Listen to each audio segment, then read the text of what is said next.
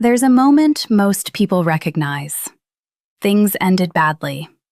There was distance, maybe silence, and then a text, a call, a message that feels almost warm, almost familiar, and you think, maybe I was wrong about them. You weren't. What you're experiencing has a name in psychology. It's called the return cycle, and it's one of the most misunderstood behaviors associated with narcissistic personality patterns. Most people assume the narcissist comes back because they miss you, because they realized they made a mistake, because somewhere underneath all of it, there's genuine feeling.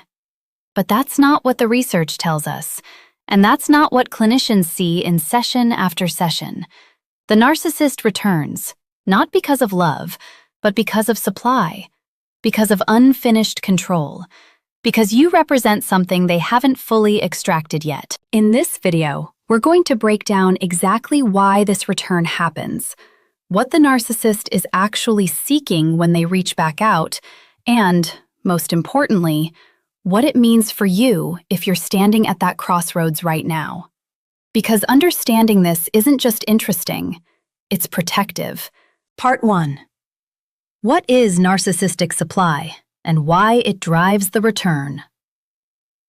Before we can understand why the narcissist always comes back, we need to establish one foundational concept. Everything else in this video, every tactic, every pattern, every moment that confused you, flows from this single psychological mechanism. That mechanism is called narcissistic supply. The term was first formalized by the psychoanalyst Otto Fennekel and later expanded by object relations theorists to describe something very specific: the external input that a person with narcissistic personality structure requires in order to maintain a stable sense of self. Unlike most people, who develop what psychologists call internal self-regulation, the ability to feel worthy, grounded, and coherent from within, the narcissist's self-esteem architecture is almost entirely externally dependent. What does that mean in practice? It means that without a consistent flow of attention, admiration, deference, fear, or emotional reaction from the people around them, the narcissist's internal world becomes destabilized. Not metaphorically, functionally. The grandiose self-image, which is itself a psychological defense against deep underlying shame, begins to collapse without reinforcement. Supply is not a preference. For the narcissistic personality structure, it is a psychological necessity.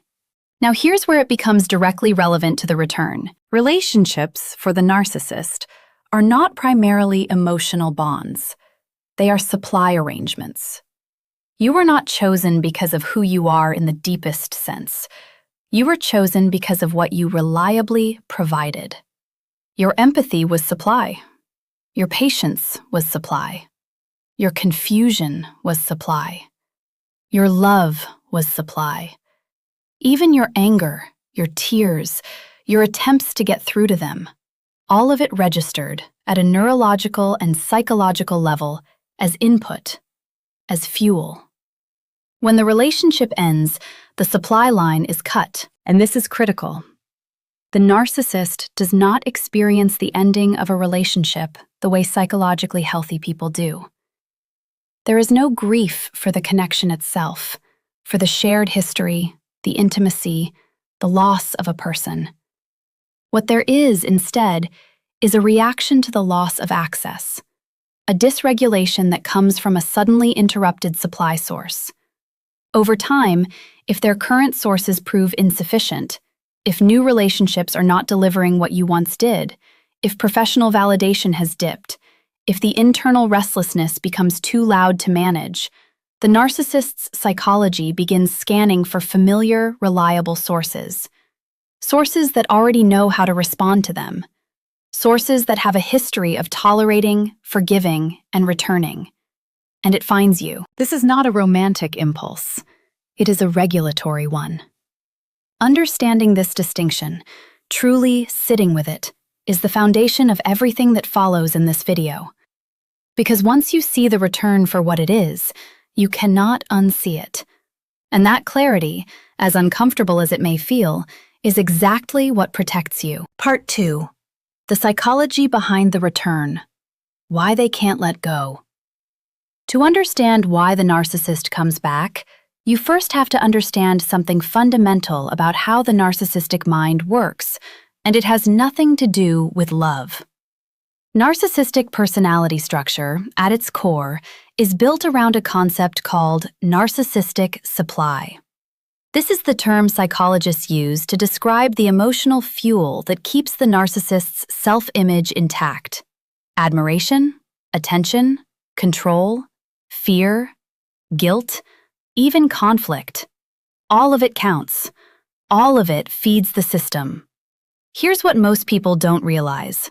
When a relationship ends, whether you ended it or they did, the narcissist doesn't experience loss the way you do. They don't grieve the connection. They grieve the access. They grieve the loss of a source. And when supply runs low, when the new person isn't giving them enough, when life feels less controllable than they need it to feel, they scan their history. They go back through the list of people who once gave them what they needed, and they find you. This is what clinicians call hoovering, named after the vacuum brand. The narcissist sucks you back in, not impulsively, not emotionally, strategically. The timing of the return is rarely random. It tends to cluster around specific moments, when their current relationship is failing, when they've experienced public embarrassment, when they sense you've moved on and that threatens their sense of dominance over your emotional world. Your growth triggers them. Your absence destabilizes them, not because they miss you, but because they miss what you represented. There's another layer that often goes unexamined. The narcissist's deep intolerance of what psychologists call object permanence disruption. Healthy people can hold the reality of a relationship, even an ended one, with emotional stability. The narcissist cannot. When you disappear from their orbit, there's a psychological restlessness they cannot easily self-regulate. The return is, in part, a regulation strategy. Reaching out restores their sense of power. It confirms they still have influence over you. Even if you don't respond, the act of reaching out itself provides temporary relief. What they want, underneath all of it, is not reconciliation. It's confirmation. Confirmation that you are still available, still affected, still theirs to return to on their terms whenever they decide. Understanding this reframes everything. The text isn't romantic. The call isn't remorse. It's a system running a familiar program, and you are the variable it's trying to re-engage. Part 3. The tactics they use when they come back. Once you understand why the narcissist returns, the next thing to examine is how they do it. Because the return is rarely clumsy. It's rarely honest. It is, almost always, a performance, and it's calibrated specifically to your vulnerabilities. This is where the psychology becomes particularly important to understand, because the tactics used during re-entry are designed to bypass your rational mind and speak directly to your emotional memory. They know you, they studied you during the relationship, and they use that knowledge deliberately. The first tactic is what clinicians call love bombing 2.0. The original love bombing, the intense affection, the flattery, the feeling of being chosen, happened at the beginning of the relationship. The return version is a compressed, more urgent replay of that same experience. Sudden warmth, declarations of missing you, statements like, "I've never stopped thinking about you," or "No one understands me like you do." These phrases are engineered to reactivate the attachment bond, to remind your nervous system of how good the beginning felt before everything else happened. The second tactic is manufactured vulnerability. The narcissist presents themselves as broken, struggling, changed. They may talk about how much they've suffered since the relationship ended, They may hint at personal crises, health, family, career. This is not accidental. It targets the empathy that most people who end up in relationships with narcissists have in abundance. Your instinct is to care. They know that, and they use it as a door. The third tactic is rewriting history. When they return, the painful events of the relationship are either minimized, "I know I wasn't perfect, but it wasn't that bad," or selectively reframed, "You misunderstood what was happening." This is a form of gaslighting that arrives wrapped in reconciliation language. It asks you to doubt your own accurate memory of events in order to make space for their return narrative. The fourth tactic is future faking, the promise of a different dynamic this time. They've changed, they've reflected, they've done the work. These claims are rarely accompanied by evidence, because evidence would require sustained behavioral change over time, which is not what this is. Future faking is a projection, a vivid image of a future designed to make you say yes today. What makes all of these tactics so effective is the timing. They don't arrive when you're strong and clear. They arrive, and this is not coincidence, when you're tired, when you're lonely, when something in your life has shifted and you're slightly more vulnerable than usual. The narcissist is often extraordinarily attuned to these windows. They wait for the signal, consciously or not, and they move. Recognizing the tactic doesn't always stop the emotional response, but it creates a critical pause, a moment of clarity between the stimulus and your reaction. And in that pause lives your agency. Part 4. What they actually want from you. This is the part that most people find the hardest to sit with, because accepting it requires letting go of a story that feels more bearable. The story that says the person who hurt you is capable of genuinely wanting you back for the right reasons. They're not coming back for you. They're coming back for what you provide. Let's be clinically precise about this, because precision matters here. When researchers and clinicians study narcissistic relational patterns, what emerges consistently is that the narcissist's return is organized around 4 core needs, none of which require you as a person, only you as a function. The first is validation. The narcissist's internal self-image is fragile in ways that are not always visible from the outside. Beneath the confidence, beneath the dominance, there is a self-structure that requires constant external reinforcement to remain stable. You, specifically, carry the weight of a history with them. When you validate them, when you respond warmly, when you forgive, when you re-engage, it carries more psychological weight than validation from a stranger. You know what they did, and you're still there.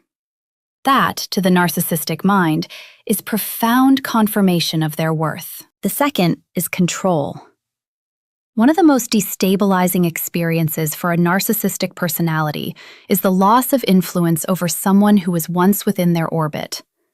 Your absence, especially if you have moved on, grown, or built something without them, represents a rupture in the narrative where they remain central. Returning reestablishes the dynamic. Even if the relationship doesn't resume, the act of pulling you back into contact, of having you think about them again, of occupying space in your emotional world, that is control reasserted. The goal is not always a relationship. Sometimes the goal is simply to confirm they still have the ability to reach you. The third is the resolution of cognitive dissonance. Narcissists rarely carry clean narratives of guilt, but they do experience internal inconsistency when a relationship ends poorly, particularly if you were the one to leave, or if the ending exposed behavior they'd prefer not to examine. Returning and being received warmly resolves that tension. It retroactively softens what happened.